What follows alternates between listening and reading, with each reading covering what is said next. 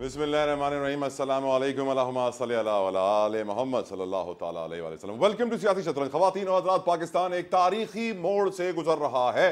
ये जुमला अब काफ़ी कॉमन हो चुका है हर पाकिस्तानी के लिए, लेकिन मैं आज ये क्यों कह रहा हूँ? मैं आज इसलिए कह रहा हूँ कि तारीख में पहली बार हुआ है कि जीता हुआ उम्मीदवार कह रहा है कि मैं जीता नहीं हूँ, मैं हारा हूँ, मुझे जितवाया गया है। पाकिस्तान की तारीख में यह पहली बार हो रहा है कि एक कैदी के घर को सब जेल बनाया जा रहा है, पर कैदी नंबर 804 कह रहा है कि मुझे सब जेल में घर में नहीं जाना है, वहां घर में कैद नहीं होना है, मुझे अडियाला में ही रहना है, और जो मेरी बेगम घर पर है उनको भी अडियाला में कैद किया जाए। बड़ी अजीब सी बात है। तारीख में यह पहली बार हमने देखा है कि पीपल्स पार्टी के चेयरमैन बिलावल भुट्टो जरदारी साहब ने वफाकी हुकूमत में वजारत लेने से मना कर दिया इत्तेहाद में, और वाज़े पैगाम दे दिया है कि नून लीग को तो वजीर आजम हम बना देंगे, लेकिन बैठेंगे हम ऑपोजिशन में। यकीनन ये एक ऐसी मेच्योरिटी का मुजाहरा किया है बिलावल भुट्टो जरदारी साहब ने और पाकिस्तान पीपल्स पार्टी ने, जिसने सबको हैरान कर दिया, सबको झटके में डाल दिया, एक शॉक में डाल दिया। यकीनन तवक्को ये की जा रही थी कि पीपल्स पार्टी भी एक कोएलिशन गवर्नमेंट का हिस्सा बनेगी, वफाक में भी वजारतें लेगी, चेयरमैन सेनेट के ओहदे पर भी बात होगी, और यह भी बिलावल साहब ने वाज़े कर दिया है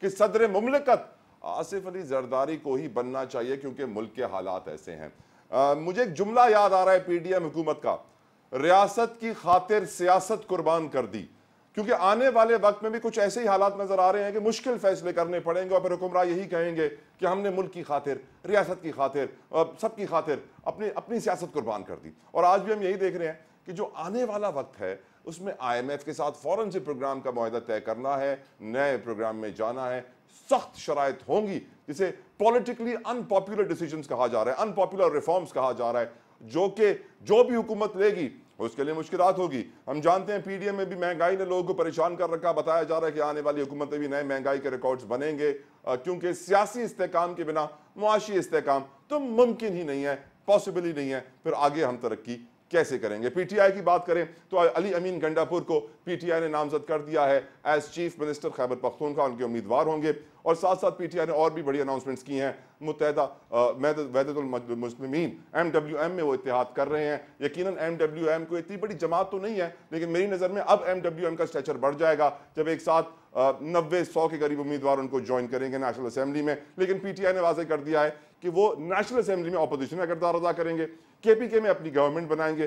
पंजाब के अंदर भी उम्मीद लगाए बैठे हुए हैं कि वो कुछ कर पाएंगे। लेट्स सी क्या होता है, क्योंकि आज के पीपल्स पार्टी के डिसीजन के बाद कुछ भी हो सकता है, ये आप किसी को मालूम पड़ गया है कि expect the unexpected, anything is possible in Pakistan right now. Pakistan की पॉलिटिक्स कुछ इस तरफ जा चुकी है। यकीनन नून लीग की बात की जाए तो हम जानते हैं कि नून लीग भी ये डिसीजन एक्सपेक्ट नहीं कर रही थी, लेकिन अब नून लीग के लिए जिम्मेदारियां बढ़ जाएंगी, क्योंकि उनको फिर से अपनी सियासत कुर्बान करनी पड़ेगी, अनपॉपुलर डिसीजंस लेने पड़ेंगे, क्योंकि हम जानते हैं बिजली, गैस, पानी, पेट्रोल सब कुछ महंगा होने वाला है। IMF सख्त तरीन शराइत के साथ नया कर्जा देगा। पाकिस्तान का मुआशी मुस्तकबिल बहुत ट्रबल में नजर आ रहा है। इसलिए तवक्को ये की जा रही है कि जो भी हुकूमत आए सोच समझ के आए कि क्या मुआशी प्लान होगा। मेरे साथ एक कमाल पैनल भी मौजूद है स्टूडियो में शो के लिए।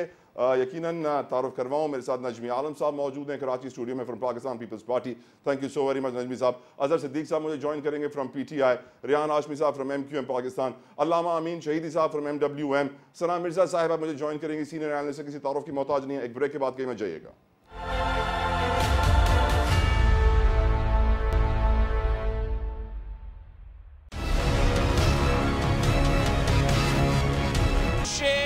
बिल्ली बन के घर में छुप रहा है, घर में छुप रहा है। ये वो शेर है जो आपका खून चूसता है, खून चूसता है। हुकूमत अगर बनना है, पाकिस्तान पीपल्स पार्टी इंडिपेंडेंस के साथ मिलके हुकूमत बनाएंगे।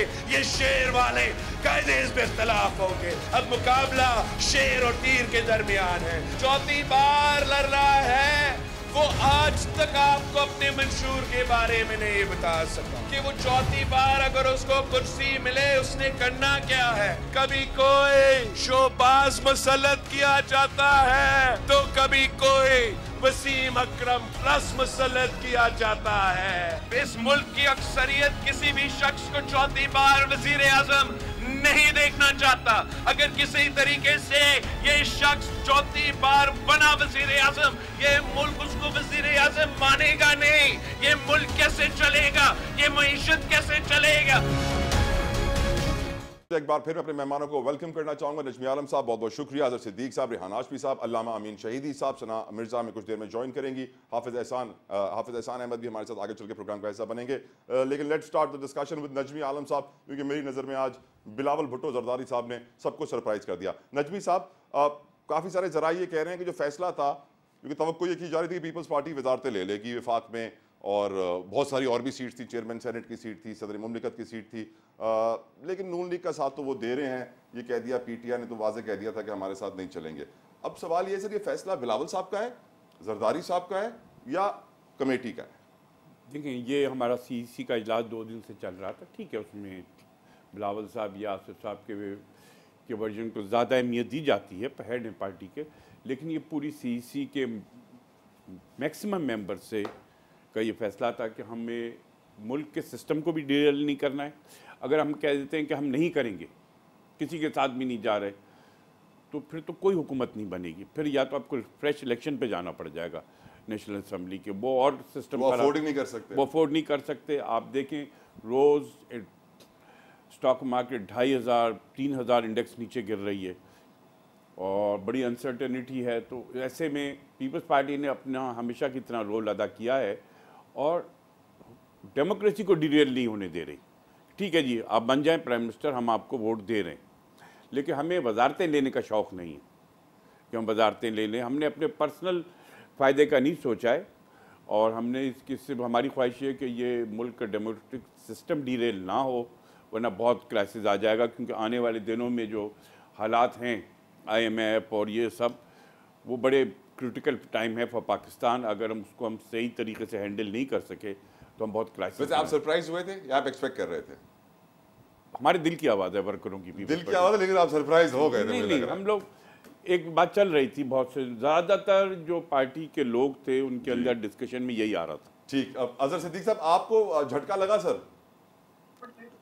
नहीं, हमारे लिए झटके की कोई बात नहीं है। अब देखिए उसकी वजह क्या है। मैंने तो 2 दिन पहले कह दिया था कि सदर आसफ अली जरदारी साहब ने सदर का तकाजा किया है।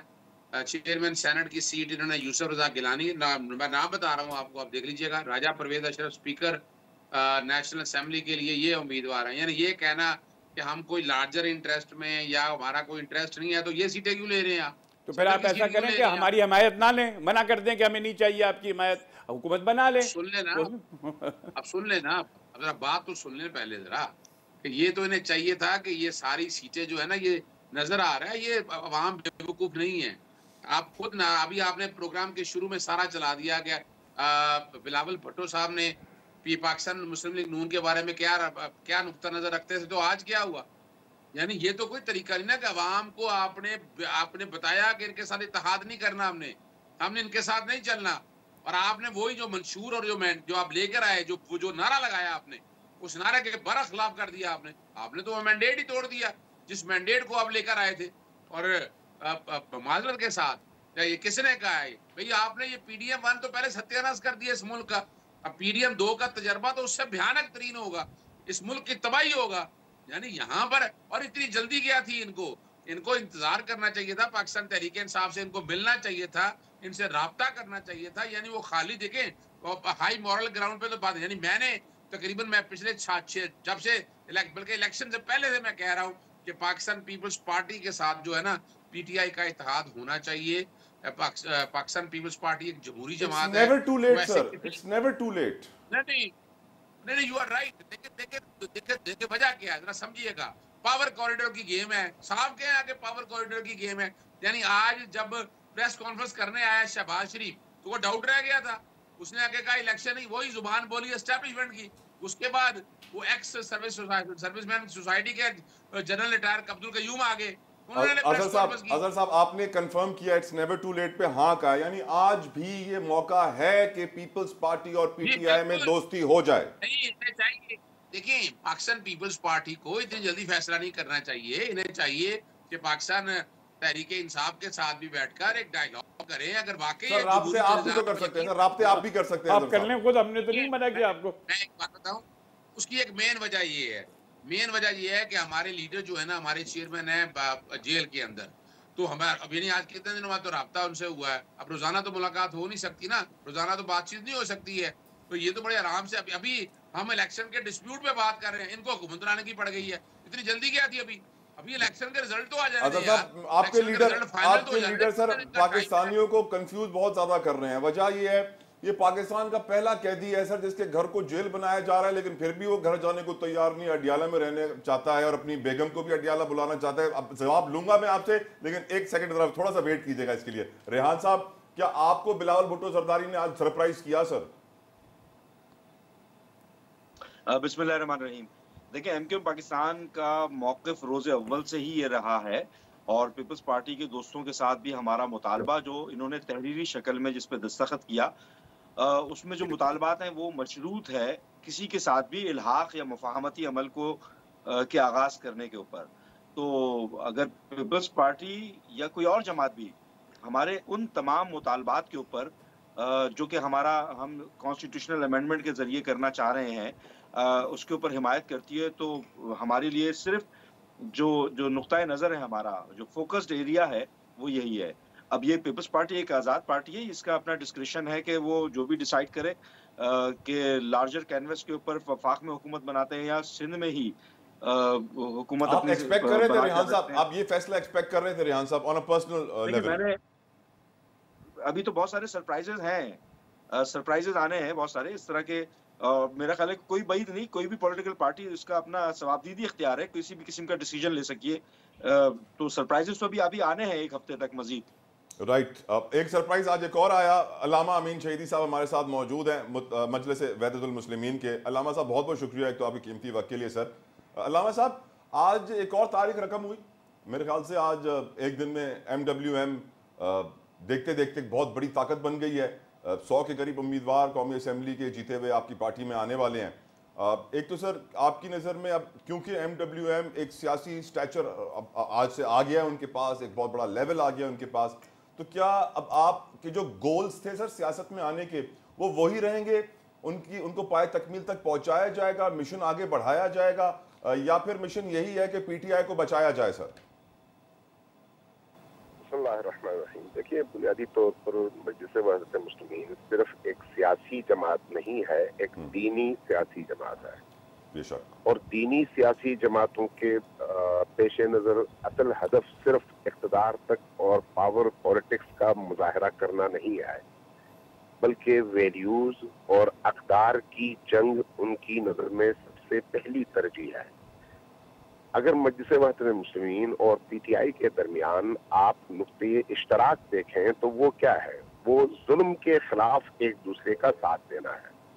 जो एग्रीमेंट्स पहले दिन से मजलिस वहदत मुस्लिमीन और PTI के दरमियान हुए, उनमें पाकिस्तान को एक आज़ाद रियासत बनाना और बैरूनी मुदाखलतों का कला कमा करना और पाकिस्तान की पॉलिसीज को पाकिस्तान के अंदर ही तश्कील देना, ये वो बुनियादी तरीन वैल्यूज और अक़दार हैं जिनका ताल्लुक पावर पॉलिटिक्स से नहीं है, बल्कि पाकिस्तान को एक खुद मुख्तार मुल्क के तौर पर सामने लाने से है।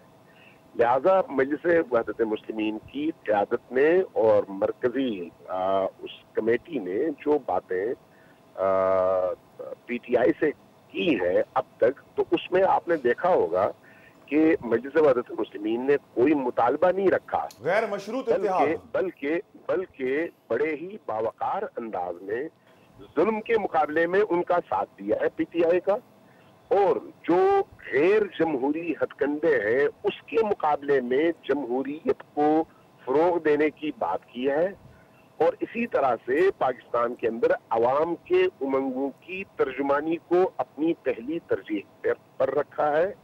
और PTI को भी जो ऑफर दिया है वो ऑफर बिला किसी कैदो शर्त के है कि चूंकि PTI के साथ मुसलसल ज्यादतियां हो रही हैं और बैरूनी कुव्वतें भी PTI को पाकिस्तानी सियासत से बाहर निकालने के दरपे हैं, तो ऐसी सूरत हाल में जो जुल्म और सितम इस पूरे अरसे में पाकिस्तान के अंदर PTI के खिलाफ किया गया है, उसके मुकाबले में एक पाकिस्तानी का दिल PTI के लिए धड़कता है, इसलिए कि वो मजलूम है।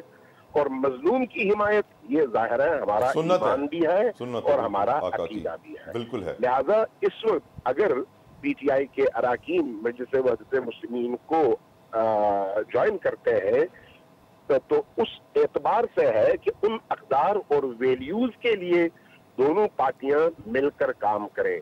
इसलिए आपने देखा होगा कि PTI के सरबराहान ने भी और मजलिस वहदत के सरबराहान ने भी ये बात कही है कि हम एक दूसरे की सिस्टर जमाते हैं इस मामले में, यानी जुल्म के मुकाबले में। बाकी बहुत सारी चीजों में हो सकता है दोनों के रुख अलग अलग हों, लेकिन जुल्म के हवाले से और उन अक़दार और वैल्यूज के हवाले से हम एक दूसरे के साथ खड़े हैं। और यही बात PTI के सरबराहान ने भी की है कि मजलिस वहदत के अराकीन हमारे हैं और हमारे अराकीन उनके हैं, और यही बात मजलिस वहदत की क़यादत ने भी की है कि हमारे अराकीन उनके हैं और उनके अराकीन हमारे हैं। और दरमियान में आपने देखा होगा किसी तरह की कोई कैद नहीं रखी गई, कोई शर्त नहीं रखी गई, मशरूत नहीं किया गया, लेन देन नहीं किया गया कि आप हमें ये देंगे और हम आपको वो देंगे, नहीं, ऐसी कोई बात नहीं की गई। क्यों? इसलिए कि ये एक दीनी जमाअत होने के नाते अपने उन वैल्यूज और दीनी अक़दार की बुनियाद पर खड़ी है मजलिस वहदत मुस्लिमीन, कि जब तक PTI उन अक़दार और वैल्यूज की बुनियाद पर खड़ी रहेगी मजलिस वहदत भी उनका साथ देगी। लिहाजा इस चीज को सामने रखते हुए मुस्तकबल के हवाले से सोचना चाहिए कि किस तरह का मुस्तकबल बन सकता है। अल्लाह हमारे मुल्क का मुस्तकबिल बेहतर करे। अल्लामा साहब, मैं तो यही दुआ करूँगा। अजहर साहब, KPK में आपने जमात इस्लामी से इत्तेहाद कर लिया हुकूमत बनाने के लिए, वफाक में अपोजिशन में बैठने के लिए, और पंजाब के लिए आपने MWM से इत्तेहाद कर लिया। मैं देख ये रहा हूँ कि PTI सिर्फ एक तो मजहबी जमातों की तरफ ज़्यादा रुझान रख रही है, इसकी क्या वजह है अजहर साहब? और दूसरी चीज़, कैदी नंबर 804 ने बनी गाला को सब जेल क्यों नहीं बनने दिया सर? क्या वजह है कि इमरान खान को अडियाला में ज़्यादा उनका दिल लग रहा है, बनी गाला जाने का दिल नहीं चाह रहा? देखिएगा, मैं बताऊं, वजह यह है कि इमरान खान साहब किसी भी घर को सब जेल बनाने से खिलाफ रहे हैं, और ये आपको पता है, बहुत पहले भी ये बात कही है और उस पर कायम रहे हैं। और जब बनाना ही नहीं है घर, जेल को जेल ही रखना है, वो जेल में कैद काट रहे हैं, गैर कानूनी गलत जेल काट रहे हैं, तो इसीलिए वो नहीं जाना चाहते। और वो अपना इसीलिए बीबी साहिबा ने भी, बुशरा बीबी ने भी बड़ी हिम्मत और इस्तकामत के साथ मुकाबला किया है, और वो भी घर नहीं रहना चाहती है, वो अडियाला जेल में आना चाहती है। तो इसलिए जहाँ तक ये बात है ना, तो ये साबित है कि टूट वो गए इमरान खान को चाहिए था। तो ये तो एक झार है इन सब लोगों की। दूसरी जानता है कि मजहबी जमात का इशू नहीं है, मुतादा मजलिस मुस्लिमीन पहले दिन से असूलों पे खड़ी है, और हम देख रहे हैं बड़ी मुश्किल में, मुसीबत में, तकलीफ में साथ रहे हैं। और राजा नासिर अब्बास और सब लोगों ने, लामा साहब ने इतना साथ दिया है, हम शुक्रगुजार है इनका, एहसानमंद है इन्होंने, और इन्होंने सब साबित कदमी असूलों पे खड़े। और ये आज ये सुर्खरू है कौम के सामने पंजाब के अंदर, और अपना जो मेन है वफाक के अंदर, जो कि अक्सरियत उनकी है, इसलिए इन चीज को सामने रखते हुए ज्यादा बेहतरी की बातें हैं। जहां तक है चूंकि बलोच KPK के अंदर अपना जमात इस्लामी है, वो वजह ये है कि कल अगर इंतखाबी निशान के हवाले, हमारी रिजर्व सीटों के हवाले से मसला आता है, तो सियासी जमात के साथ इत्तेहाद बन के हम सीटें अपनी ले सकेंगे, और वजह कोई नहीं है। ये यानी जो बुनियादी तौर के ऊपर ना इनके साथ एक इल्हाक सेपरेट करने का मकसद भी ये है। ठीक हुजूर, एक ब्रेक की तरफ मुझे बढ़ना होगा। ब्रेक से वापस आते हैं तो बात करेंगे कुछ धांधली की, कुछ धांधले की। Free and fair network, election network एक बहुत बड़ी तंजीम है, फैफन, उसने भी रिपोर्ट जारी की है। उसमें भी कहा गया है कि बहुत सारे ऐसे इर्रेगुलरिटीज़ थी जिसकी वजह से इन इलेक्शंस के ऊपर सवाल उठता है, और इन इर्रेगुलरिटीज़ को चेक करना चाहिए, इन्वेस्टिगेट करना चाहिए। तफसीलन अपने पैनल से सवाल पूछूंगा कि कितना फेयर था ये इलेक्शन, कितना ट्रांसपेरेंट था। ब्रेक के बाद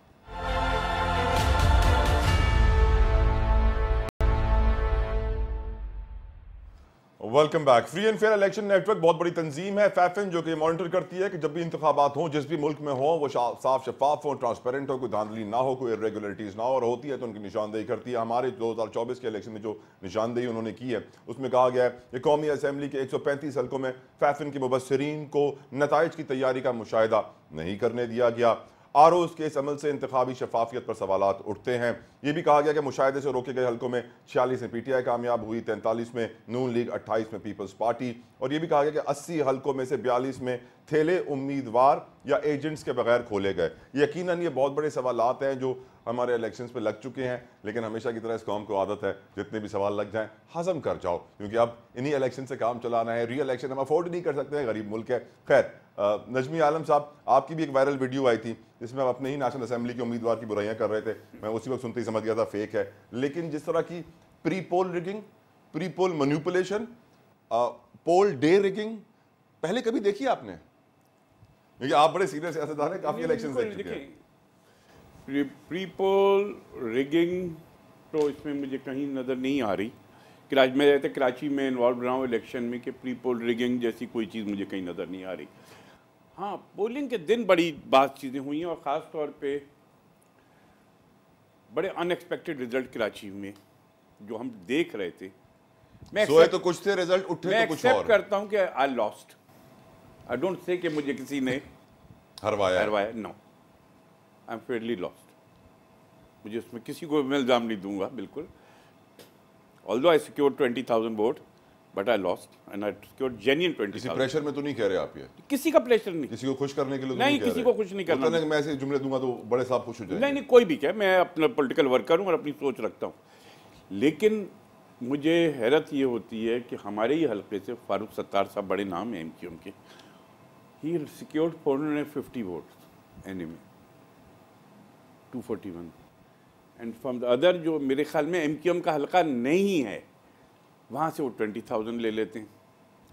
ये बड़ा अजीब सा तजाद नज़र आता है। ये एक ही मिसाल सिर्फ दूँगा, लेकिन कराची शहर में मैं समझता हूँ कि बहुत से फैसिलिटेट किया गया है MQM को, मुझे इसको कहने में कोई हर्ज नहीं है, उनको फैसिलिटेट किया गया है। मैं हाफिज़ नईम साहब के इस फैसले पे उनको यकीनन मुबारकबाद दूंगा कि उन्होंने एक ब्रेव फैसला किया और हकीकत लेके आए सामने, इसमें मुझे कोई कहने में हार नहीं। लेकिन कराची शहर में के फैसले मैं एज ए पॉलिटिकल वर्कर, या ये नहीं कि मेरी पार्टी के हक़ में हो जाते, हमने अपने जो पॉकेट्स थे वो जीत लिए हैं। मलिर जीत लिया, रियारी जीत लिया, किमाड़ी हमने जीत लिया, ये हमने जीते। लेकिन ईस्ट और सेंट्रल में जो हम समझ देख रहे थे, इतने दिन से असेस कर रहे थे, उससे बिल्कुल उल्टे रिजल्ट आए। I am not satisfied. मैं कह सकता हूँ कराची के रिजल्ट सही नहीं। रेहान हाशमी साहब, MQM ने सर बड़ा झटका दे दिया है। नजमी आलम साहब भी आप सुना क्या कहा उन्होंने, मैं I should not repeat it. आप सर बताएं कैसे रिस्पॉन्ड करेंगे? रेहान साहब, बड़ी बड़ी धांधली हुई है सर। देखें, पूरे पाकिस्तान में इलेक्शन हुए ना, सिर्फ कराची में तो नहीं हुए। तो चूंकि कराची से MQM जीती है, तो MQM के जीतने का दर्द है तो उसकी तकलीफ है। लेकिन पाकिस्तान भर में इलेक्शन जो है ना, बड़े फ्री एंड फेयर और ट्रांसपेरेंट हुए हैं, if I am not wrong. तो ये तो फिर MQM से या MQM के जीतने से उसकी खलिश है गालिबन। आप लोगों ने सर कोई ठप्पे अप्पे नहीं लगाए सर? कोई ठप्पे अप्पे नहीं लगाए सर?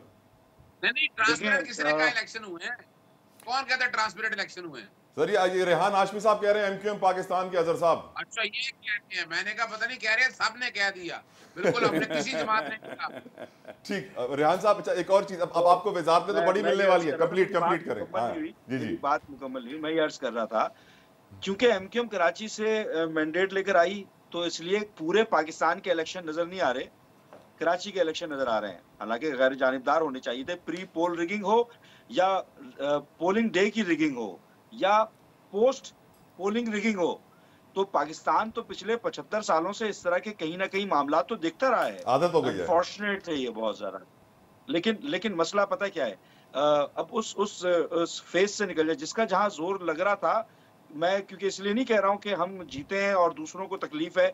MQM तो खुद पटिशनर है ना, और जहां तक हाफिज नईम साहब की बात है, तो उस सीट पर MQM ने खुद चैलेंज किया हुआ है। तो आपके पास ट्रिब्यूनल मौजूद है, आपके पास इलेक्शन कमीशन मौजूद है, आपके पास आला अदलिया मौजूद है, और उसका एक टाइम फ्रेम भी है। और जिन अहबाब को इसके ऊपर कोई रिजर्वेशन है तो वो जा सकते हैं, उसमें कोई मसला थोड़ी है, मंजर-ए-आम पे ला सकते हैं। क्या आपने बल्दियाती इलेक्शंस में पूरे सिंध में पोलिंग जो बॉक्स है जो बैलेट बॉक्स है उसको भागते हुए लेते हुए राइट रियान साहब पॉइंट टेकन। टीवी चैनल से क्या कुछ नहीं दिखाया रियान साहब पॉइंट तो टेकन, पॉइंट टेकन। रियान साहब एक और इंपॉर्टेंट सवाल है आपसे, कितनी वजारतें मिलेंगी सर? पीपल्स पार्टी तो वफाक में वजारतें नहीं ले रही है, आपके लिए बहुत सारी जगह बन गई है सर। देखिए ऑनेस्टली स्पीकिंग हमारी अभी जो बात हुई है वो सिर्फ और सिर्फ बात मुस्लिम लीग नून से उसी मुफाहमती अमल के ऊपर हुई है जिसके ऊपर हमारे पीपल्स पार्टी के दोस्तों ने भी हामी भरी थी, दस्तखत किए थे। उसके बाद उन्हीं पॉइंट्स के ऊपर मुस्लिम लीग नून के साथ भी बात हो रही है, हमारी वजारतों के हवाले से बात हुई है। भाई वजारत की बात तो तीसरे मरहले में आती है कि जब आप इस बात पर राजी हो कि जनाब इन मुतालबात की, ये मशरूत है ना, आईनी तरामीम से मशरूत है मुफाहमती अमल।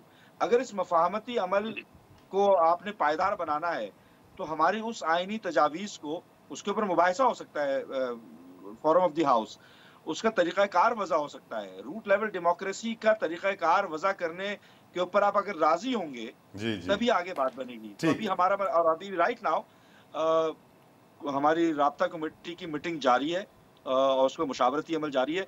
इंटरनल जो भी डिसीजन होगा वो आपके सामने भी पेश कर दिया जाएगा।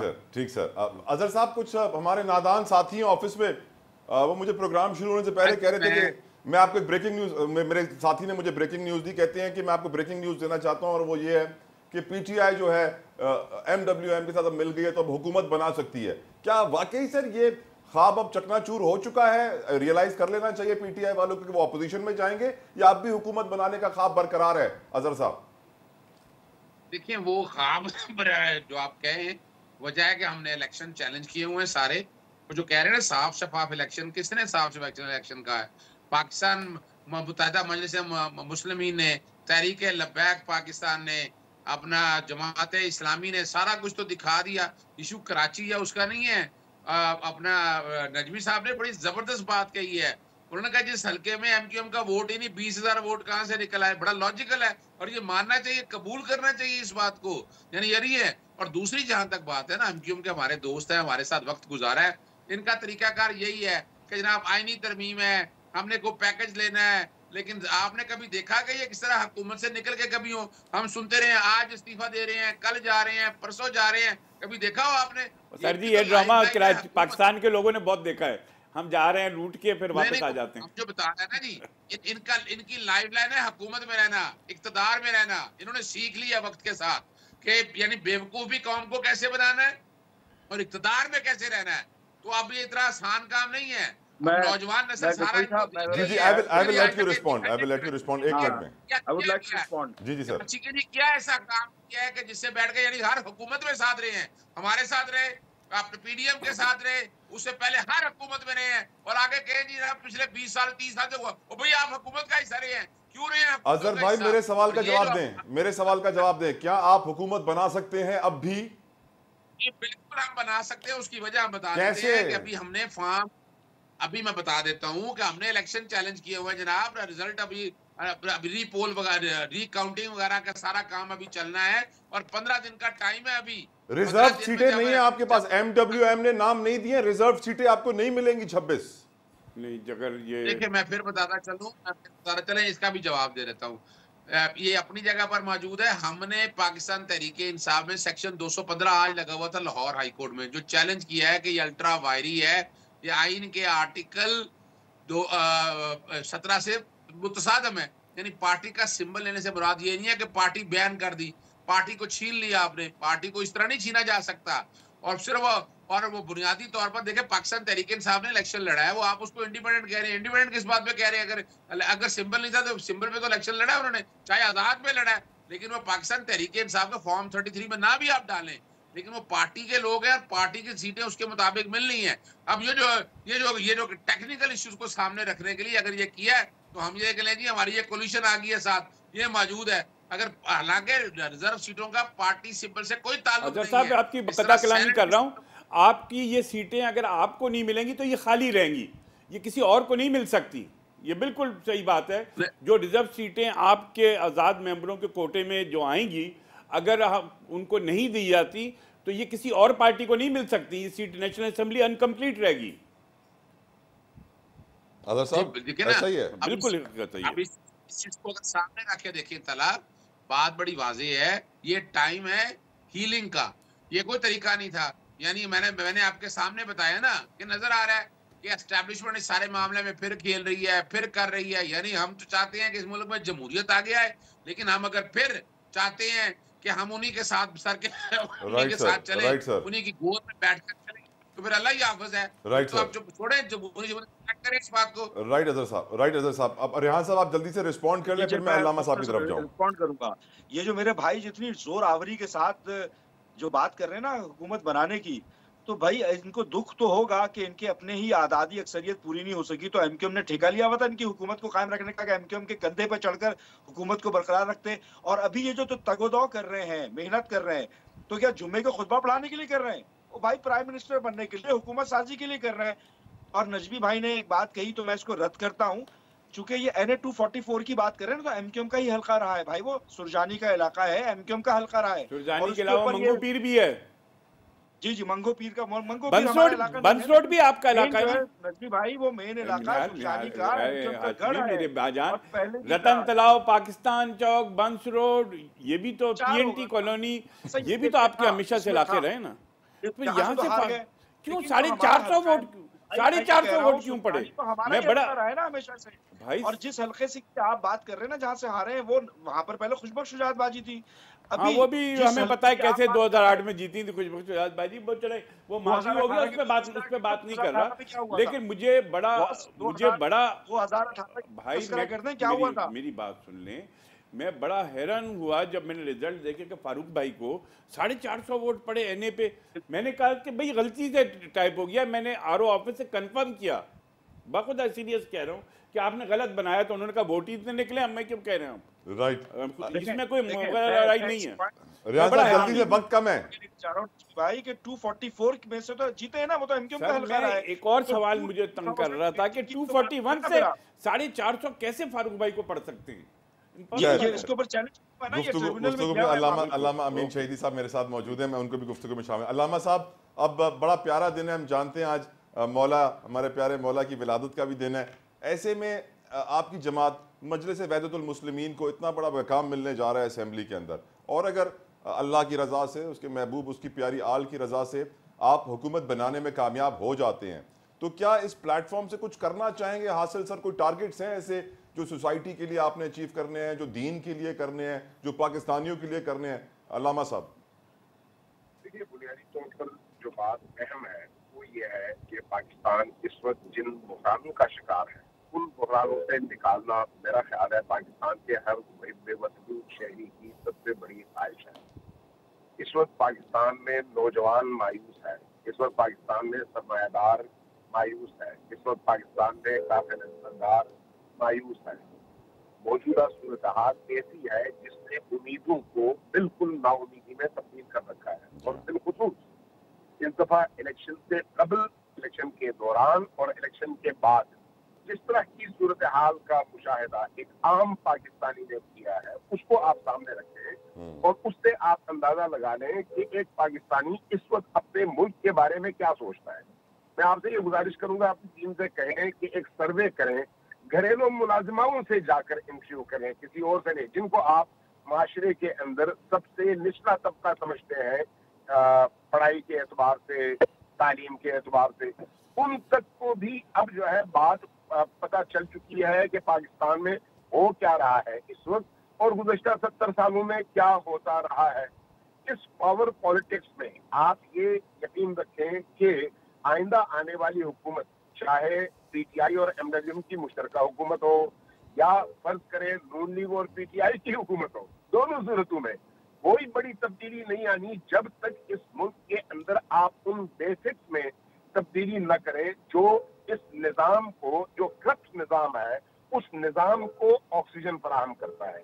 जब तक आप आइन की हुक्मरानी के लिए बुनियादें फराहम न करें, जब तक आप जमहूरी रवैयों को आप स्टेट के रवैयों में न ढाल सकें, जब तक आप ताकत की बजाय अवाम की राय का एहतराम करना न सीखें, जब तक आप करप्शन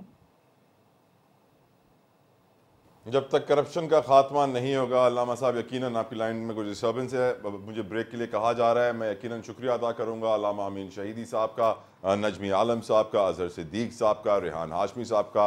एक ब्रेक की तरफ बढ़ते हैं, ब्रेक के बाद एक और अहम इशू उठाएंगे, आपके सामने रखेंगे, हमारे साथ रहिएगा।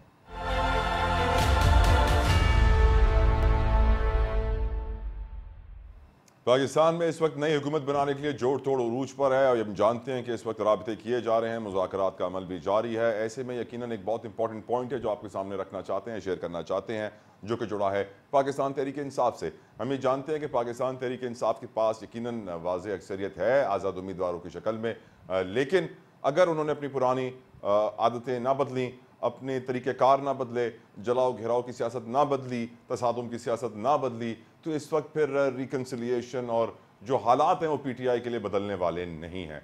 स्पेशली फिर इमरान खान भी जेल से निकलने वाले नहीं है, ये वाज़ेह हो जाना चाहिए इस वक्त पीटीआई को। गुफ्तगू करने के लिए मेरे साथ मौजूद है माहिर कानून है, तज्ज़ियाकार हैं, बहुत बहुत शुक्रिया हाफिज़ एहसान अहमद साहब फॉर योर प्रेशियस टाइम। हाफिज़ साहब, अब कहा जा रहा है कि अगर पीटीआई अक्लमंद हुई तो वो अपनी गवर्नेंस, अपनी परफॉर्मेंस के जरिए, स्पेशली केपीके में जहां वो अपना सीएम भी अनाउंस कर चुके हैं, गवर्नमेंट बनाने जा रहे हैं, तो इस्टेब्लिशमेंट के साथ ताल्लुकात बेहतर कर सकते हैं। लेकिन अगर वही आदतें रहीं तो फिर ये हालात ना बदलेंगे, ना ताल्लुकात बेहतर होंगे। आप मजीद रोशनी डालिए हाफिज़ साहब। बिस्मिल्लाहिर्रहमानिर्रहीम। तला, आपका बहुत शुक्रिया कि आपने मौका दिया। दुनिया में जहाँ पे भी पार्लियामेंट्री फॉर्म ऑफ गवर्नमेंट है या डेमोक्रेसी है, उसके अंदर जितने भी पॉलिटिकल पार्टीज है उनके आपस के अंदर कन्फ्रंटेशन होती है। एक मैनिफेस्टो के ऊपर नहीं लड़ा जाता, बल्कि एक दूसरे के खिलाफ जो है वो इलेक्शन कैंपेन भी की जाती है और ऑपोजिशन भी की जाती है। और उसके साथ साथ जितनी भी पॉलिटिकल पार्टीज होती हैं वो कभी भी पार्लियामेंट के अंदर या पार्लियामेंट के बाहर इस तरह मछली बाजार नहीं करती जिस तरह पाकिस्तान के अंदर पिछले 10-12 साल से चल रहा है।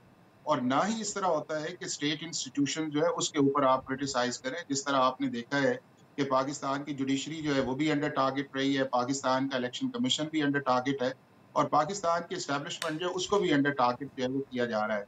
तो अगर ये सारी चीजें इसी पेस के साथ चलती रहेंगी तो मैं ये समझता हूँ, आपने सिर्फ ये कहा है ना कि सिर्फ पीटीआई जो है, ये सारी पॉलिटिकल पार्टीज के लिए एक मौका है कि अगर इस मुल्क के अंदर डेमोक्रेसी के ऊपर लोगों का ट्रस्ट होना चाहिए और इंशाल्लाह रहेगा, उसके अंदर जिस चीज को जहाँ पे मैंडेट मिला है वो लोगों की खिदमत करे, परफॉर्म करे और उसके बाद जो है जब भी अगले इलेक्शन हो उस परफॉर्मेंस की बुनियाद के ऊपर जाए।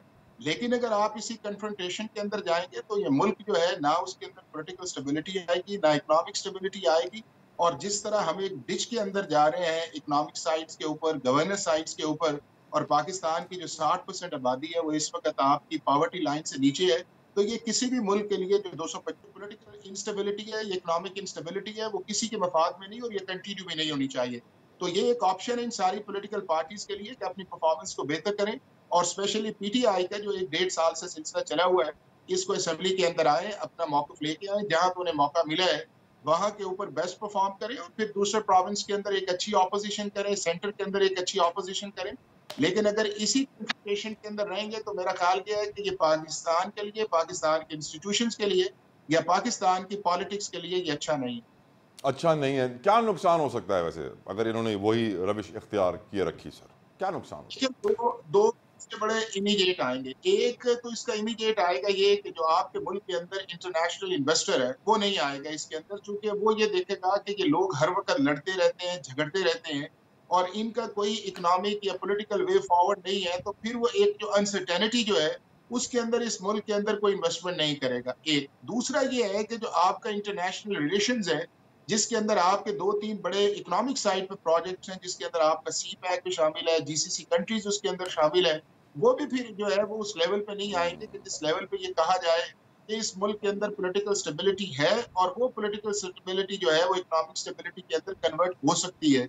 तो ये तो इसका इमीडिएट है। तीसरा उसके अंदर ये है कि जो पिछले 1.5-2 साल से इस मुल्क के अंदर एक पॉलिटिकल अनरेस्ट चल रही है और सारी चीजें जो है वो हमने पार्लियामेंट की बजाय सड़कों पे की हुई हैं, तो मेरा ख्याल है कि पाकिस्तान की जो आवाम है वो भी फिर एक रिटेलिएट करेगी कि अगर हमने एक अपना smooth political transition of power के अंदर अपना वोट दिया है, पार्टीज को अपना हक दिया है कि वो इस सारे प्रोसेस के अंदर हमारे हक की जंग लड़े, तो अगर ये हमारे हक की जंग जो है ये नहीं लड़ना चाहते और ये सिर्फ अपना जो पावर केक है उसके ऊपर काम करना चाहते हैं, तो मेरा ये ख्याल ये है कि फिर ये पॉलिटिकली इन पार्टीज के लिए भी एक डिजास्टर आएगा और उसके लिए इन पॉलिटिकल पार्टीज का बड़ा इंपॉर्टेंट रोल है कि ये आपस के अंदर भी बैठ के बात करें इस मुल्क के अंदर जो है ये जो लॉन्ग टर्म इशू है पाकिस्तान का, economy, governance, justice, social wellbeing और आपके जो social sectors, investment, foreign direct और आपके ये जो बड़े बड़े माफियाज काम कर रहे हैं, चाहे स्मगलिंग के अंदर है, चाहे उसके बाद लैंड माफिया है, या उसके बाद आपका क्राइम से रिलेटेड लोग हैं, इन सारों को ये मिल के हाथ डाले, चूंकि ये मुल्क सबका है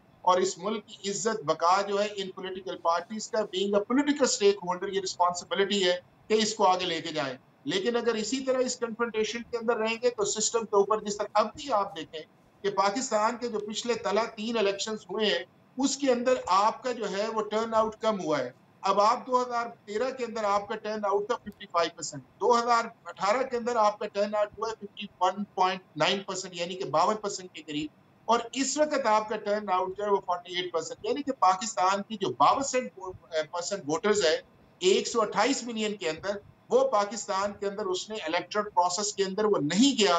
इसका मतलब ये है कि शायद उसे यकीन नहीं है कि इस मुल्क का जो पॉलिटिकल सिस्टम है वो हमारी चीजें जो है वो बदल सकता है। लेकिन अगर साइमल्टेनियसली अगर ये मेहनत करके लोगों की वेलबींग को बेहतर किया जाए तो वो जो सिस्टम से अलहदा हुआ है वो भी इस मुल्क के अंदर वोट डालेगा। राइट हाफिज एक चीज साहब, जी जी टाइम सर कमी है, नहीं तो गुफ्तगू जारी रखता। बहुत बहुत शुक्रिया हाफिज एहसान अहमद साहब आपकी कीमती वक्त के लिए। प्रोग्राम के आखिर में दुआ करूँगा कि अल्लाह इस मुल्क के सियासी, मुआशी, मुआशरती मसाइल का हल हमें दे दे, हमें अच्छे लीडरान दे जो इस मुल्क का मुस्तकबिल बेहतर कर सकें, मुल्क से महंगाई, बेरोज़गारी ख़त्म कर सकें, तालीम और सेहत और सिक्योरिटी जैसी बुनियादी ज़रूरियात आम कर सकें। मुझे इजाज़त दीजिए, अंटिल नेक्स्ट टाइम, अल्लाह हाफ़िज़।